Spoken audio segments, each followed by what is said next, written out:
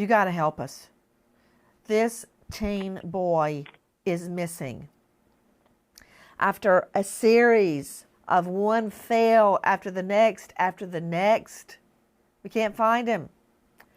A freshman at Missouri Western State University,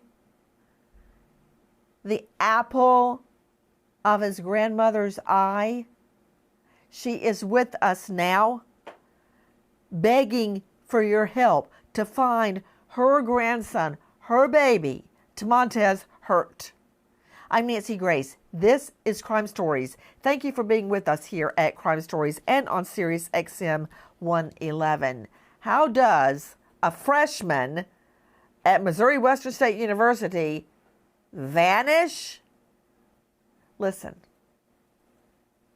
Tamontez Hurt is a freshman at Missouri Western State University, but the 19-year-old is originally from St. Louis.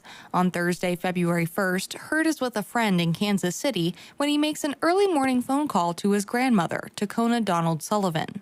She says he isn't sounding like his normal self. He sounds as if he is scared, terrified, in some kind of mental distress. She calls police in Kansas City, and they're able to track Hurt down and take him to St. Luke's Hospital. So, this freshman is afraid. He's so afraid he calls his grandmother. She can tell something's horribly wrong. So she has him taken to the hospital. She's so convinced something is wrong with her grandbaby. He gets to the hospital. He's clearly in some kind of mental distress. And what do? They let him go. Listen. Tamontez Hurt is picked up by police in Kansas City after his grandmother calls and tells them she's worried he's having some type of mental distress.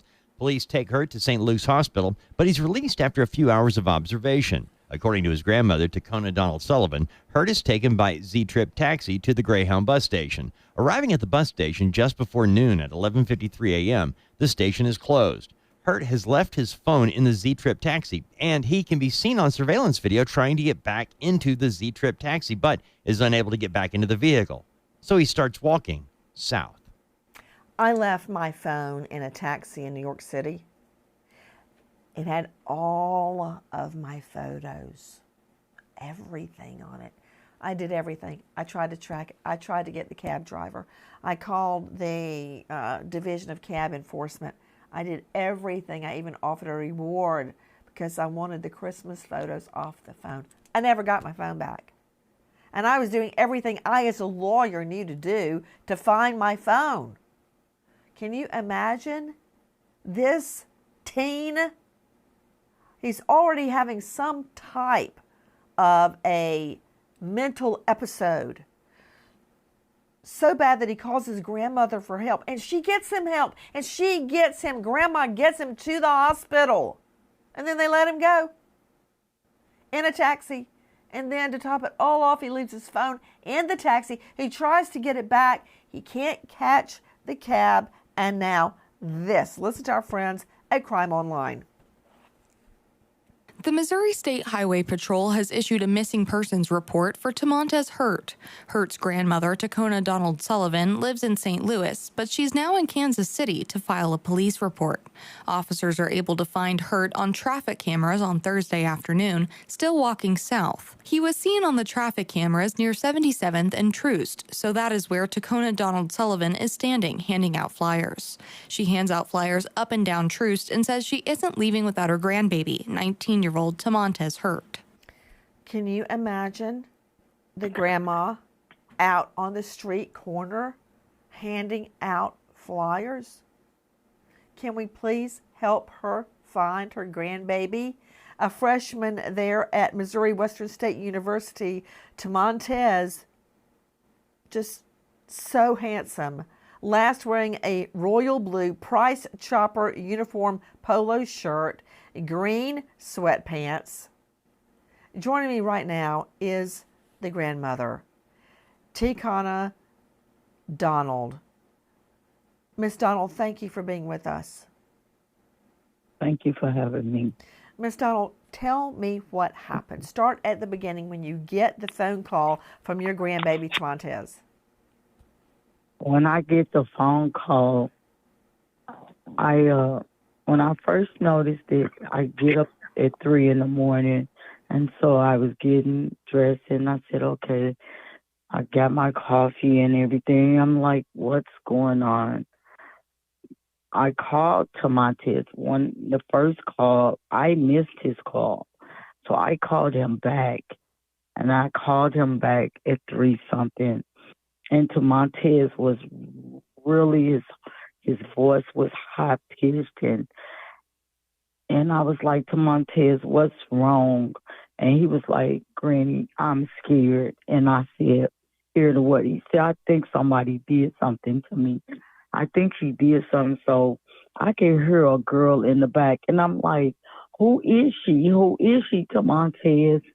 And he was like, Granny, it's a girl I met. And then he changed, and then he said he looked, I guess he was acting like he was talking to her. He was sounding like he was talking to her because he was saying, what did you do to me? What did you do to me? And I was like, Tomontes, who is that? And he was just so just out of it. And I have an Android phone.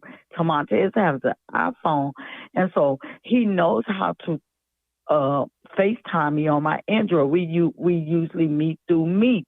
So I said, because at this point I want to see how he's looking. I was like, Tomontes, what's going on? I was like, Tomontes, FaceTime me. He said, Granny, I don't know how to FaceTime. That really just started making me, because he knows how to FaceTime me. He FaceTimes me all the time. So I ran through the house, and I'm looking.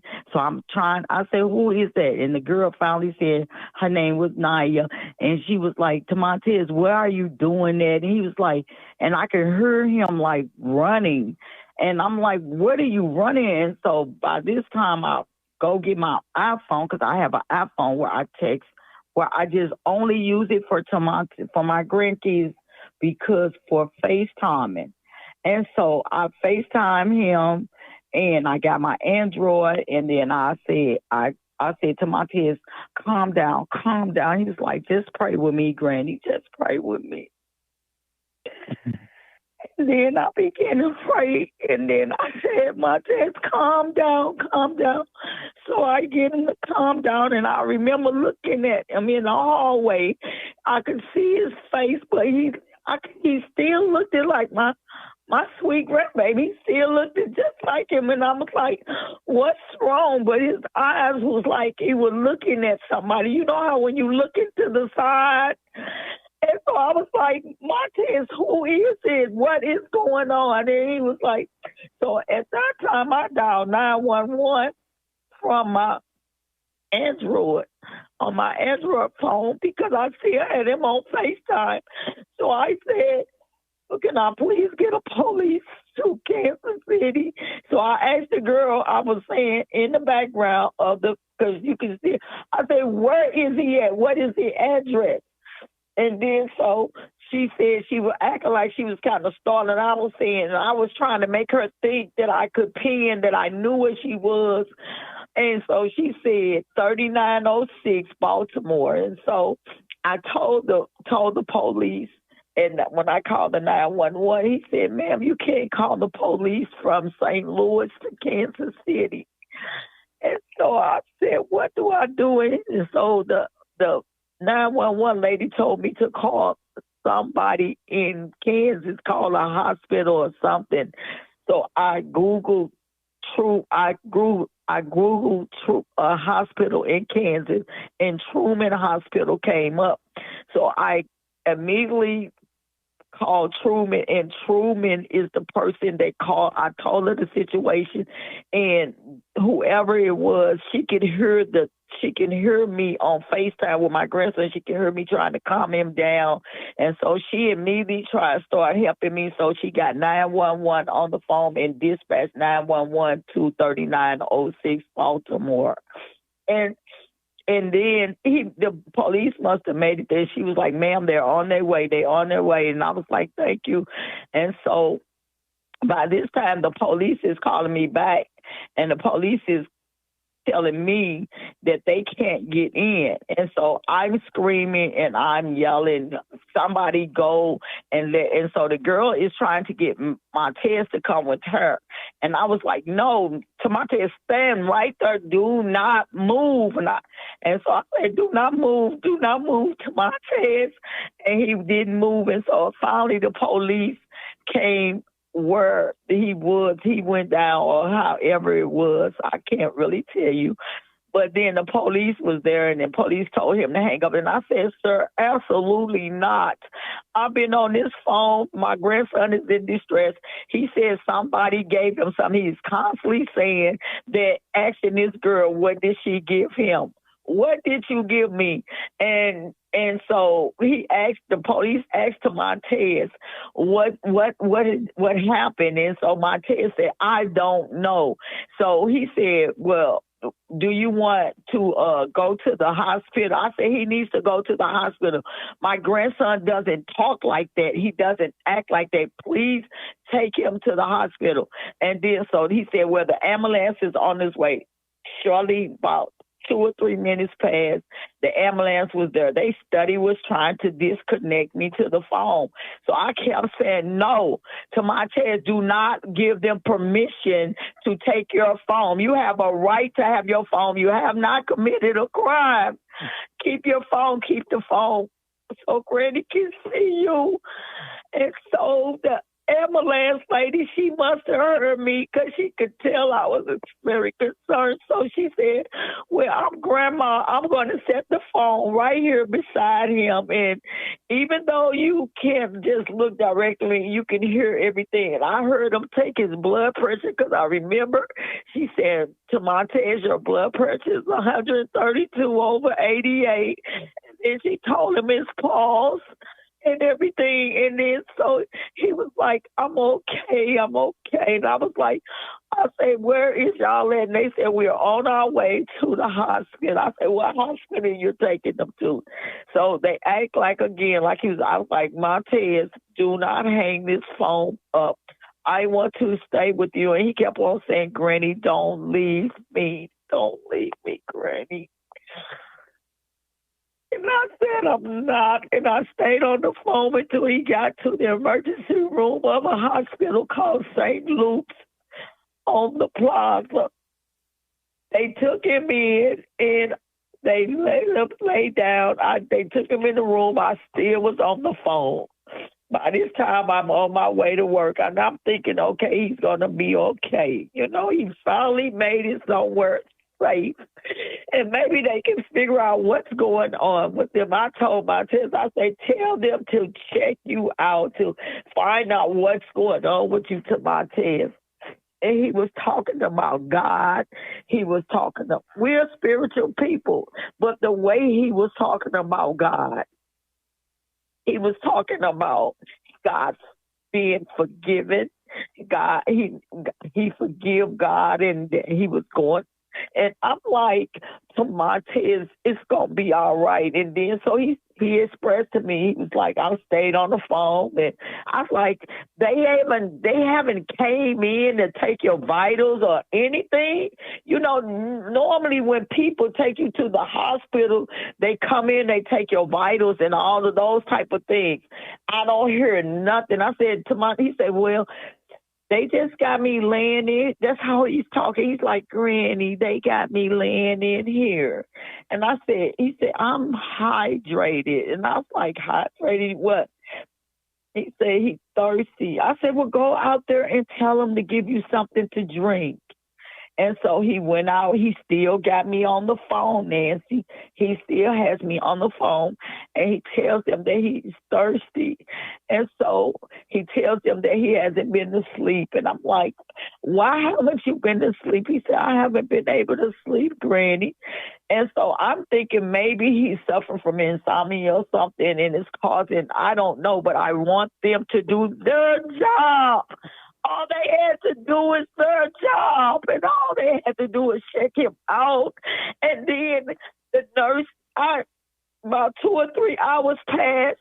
I'm on the phone. All of a sudden, they're getting ready to discharge. I say, discharge?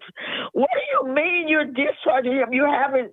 Well, ma'am, we did all we do. We let him got 3 or 4 hours of sleep, and we fed him 4 Sprites. I said, 4 Sprites?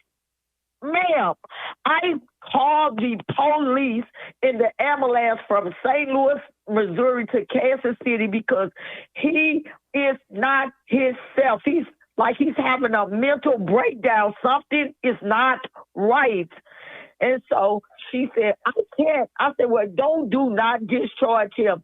He can't. I said, take his blood pressure, take his blood, take his urine, do something to let me know that he has not been, laced or done something too. Ma'am, something's wrong with my grandson. That is not how he talks. What did she say? She told me, what do you want me to do? I gave him 4 Sprites. What do you want me to do? I gave him 4 Sprites. And then, wait, when you're saying 4 what? Sprites soda. Sprites? That's it? They gave him a soft drink? They gave him 4 soft. This is what she explained. So she tells me, well, I'm going to go get the other nurse. So she's snapping at me, and I don't care about her snapping. I said, go get somebody in authority because I asked her, I say, so you mean to tell me all he gets from this visit is a hospital bill? Y'all kept him in there long enough to get a bill. Nobody has assessed him at all. Nobody knows anything. So the nurse comes, whoever she was, she comes back in. She's talking to him. She said, okay, well, we're just going to take your specimen. You can tell he is out of it. He asks her, what is a specimen? Montez, you would have to, this is what she said, to Montez, you have to give us permission. If you do not give us permission, so to Montez, I'm screaming, I'm saying, to Montez, tell them people to check you out. Give them permission to check you out. He said, whatever, he sounded like a robot, like a baby robot. Whatever my granny says, give it to, do it to. I'm like, ma'am, get some help for my grandbaby, please. So please. did they do the tests? She told me she was doing a urine specimen, and about 20 minutes later, she said, well, we're going to release him. We didn't find anything in his urine. This is what she said Okay, to me. so they release him even though you're screaming and begging on the phone, and he's clearly out of it. Not only am I screaming, Nancy, he must have grabbed her hand. She said, why you're holding my hand, to Montez? He says, I am born again and I'm going to glory. Ma'am, do that? And I said to her, do that sound like a sane person? Can you please take my grandson and send him, evaluate him? I will come and get him. I'm 4 hours away. Can you please take him upstairs to evaluate? Get him evaluated. So, bottom line, even with you begging, they released them. They released Montez. They discharged him. I remember talking to a social worker. I'm begging her, ma'am, do you see how he's looking? Do you see how he's been discharged. Only thing I can do is write a voucher out. We're going to send him. I say, send him where? She says, he has to get out because we discharged him. I said, well, I tell you what, just send him to the Greyhound bus station and I will get him a ticket. I say, just because if you're going to put him out. So they get him a voucher in this taxi. I asked her. A Z-Trip taxi. And he goes to the Greyhound bus station. And then I am on the phone with him when he gets in the taxi. Okay. I said to Montez, I said, I said to Montez, Granny got to get off the phone. He said, Granny, you said you weren't going to leave. I said, I'm not leaving to Montez. I'm just going to call and book the bus ticket. I can't be on the phone with you at the same time. I don't know how to do that. He takes the Z trip to Greyhound bus station. And he goes to the Greyhound bus station. First of all, I don't understand that. You go to the Greyhound bus station. The Greyhound bus, the Z trip lets him off. You let him off. I'm calling to Montez after I booked the ticket. I'm calling to Montez back to back. I'm not getting an answer, Grace. Nancy, I'm not getting no answer. So I'm hysterical. I call back to St. Luke's. They connect me to this social worker. The social worker tells me that she put him in the Z trip. She gives me the reference number. She gives me the cab number. I call the cab. I'm calling the cab, and I'm talking with them, and they telling me that they can't get in touch with the dispatcher. So I call his mom, and I call people that I know that got iPhones. I said, tell me what is Tamontez's location. They telling me he's being all over the city. I'm like, what? Because the phone is in the cab. Okay, joining me right now, in addition to Miss Donald, this is Tamontez's grandmother. Can you hear her voice? Can you hear how distraught she is? Her baby, her grandson, is missing. We have a chance to find him. Dave Mack, the video, joining me from Crime Online, the video shows him at the Greyhound bus station, and it is... And do you see... What, ma'am? Nancy, hey, I'm sorry. Do you see how he gets out? He goes to the door. He's holding his hospital papers in his hand like he's got a lunch service. And he gets to the door. He opens the door. He goes back to get back in the Zip Trip car. They won't let him in. I know. He tries to go back to get his cell phone. He can't get his cell phone. The driver takes off. Dave Mack joining me. He doesn't seem to understand his grandmother has gotten him a ticket, and he walks out. The video surveillance shows him walking out. Actually, when you actually watch the video, the doors of the Greyhound bus station are locked. There are 5 people on the video, and there's more people out there outside the Greyhound bus station at this time. It's 11:53 a.m.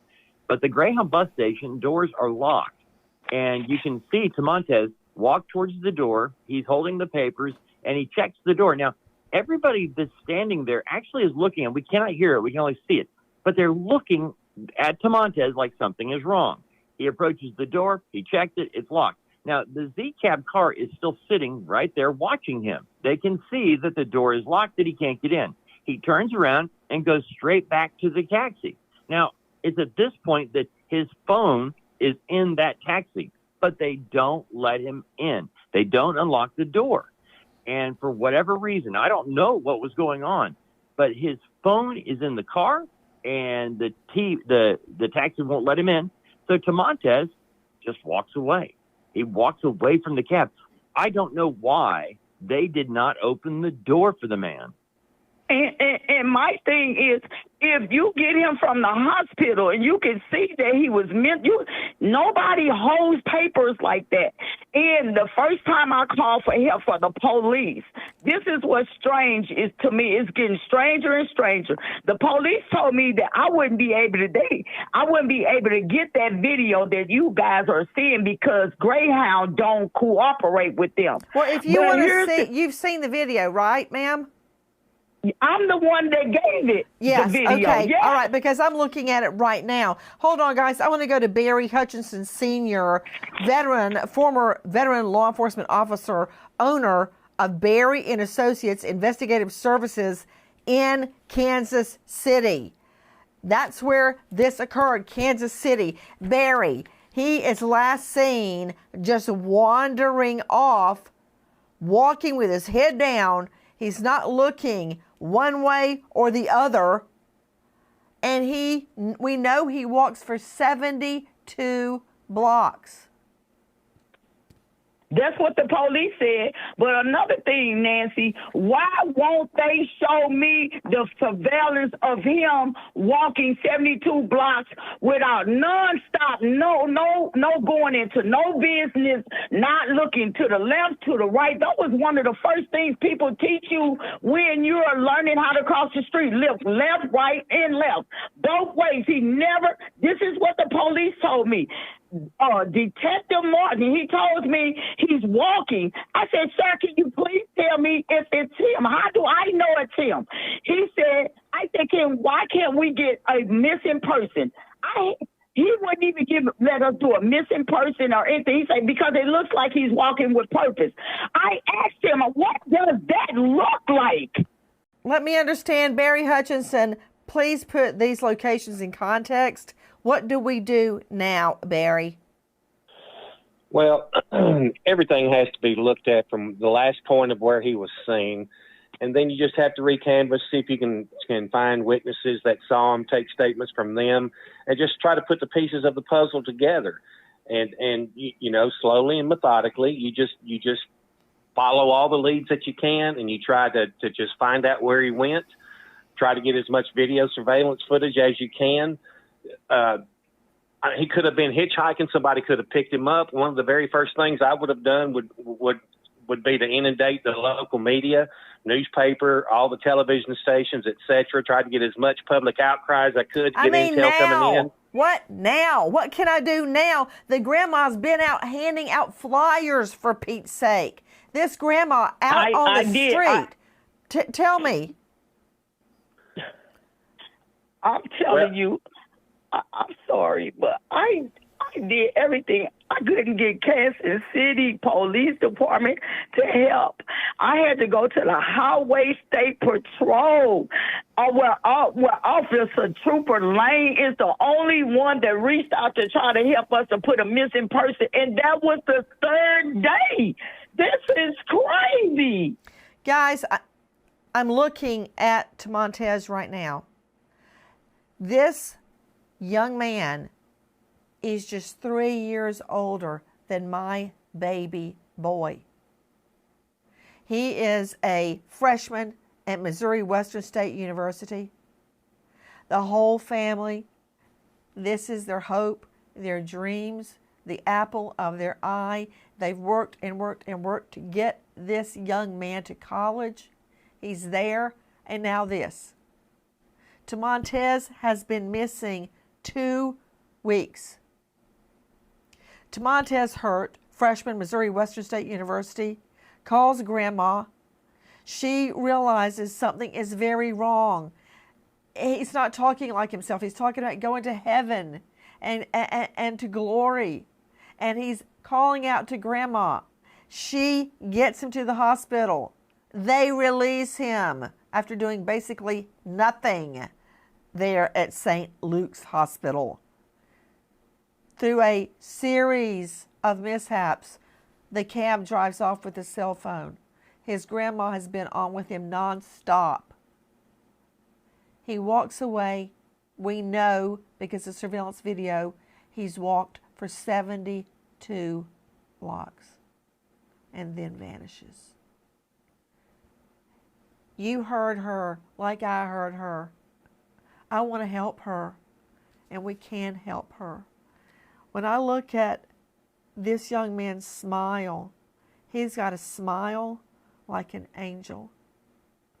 Help her find her baby. He maybe just turned 19, but he is her baby, and he loves his grandmother. Tip line, 816-234-5043. Repeat, 816-234-5043 or 866-362-6422. Have you seen him? 866-362-6422. Can you think of anything we can do to help her, Barry? You just have to go out and try to just follow the last part of the trail and just pick it up from there. I mean, you have to just recreate an investigation and just try to see if you can locate him that way. I mean, there's just so many things that you have to look into. I mean, there's no way that I can pinpoint one exact thing right now that's gonna remedy the situation. I think starting there is exactly correct, Barry Hutchinson Sr. Joining me from Barry and Associates Investigative Services there in Kansas. The grandma joining me right now, Miss Donald, you went to that location, the intersection of 77th and Troost, spelled Troost, and started handing out flyers. Had anyone seen him? You know, I had a bunch of people to say, oh, they thought they saw it. I started look, I went from the Greyhound bus station all the way over to Maine, from Maine all the way over to 31st Street of Prospect. I went down to the homeless, every homeless shelter. I called the morgue. I went all up and down Truth. I went on the backside of Kansas on homes. I have looked everywhere and posted all kinds of pictures of my grandson, and nobody has seen them. I got KC police only start to help me on the 6th day he was missing. That's crazy. If you have information on this missing young man, he's got a smile like an angel. You all had a grandmother, right? My grandmother was Lucy, who helped raise me. If you can't connect to him, do you hear his grandmother? Help her. 816-234-5043. 816-234-5043. Help us bring him home to his grandmother. Goodbye, friend.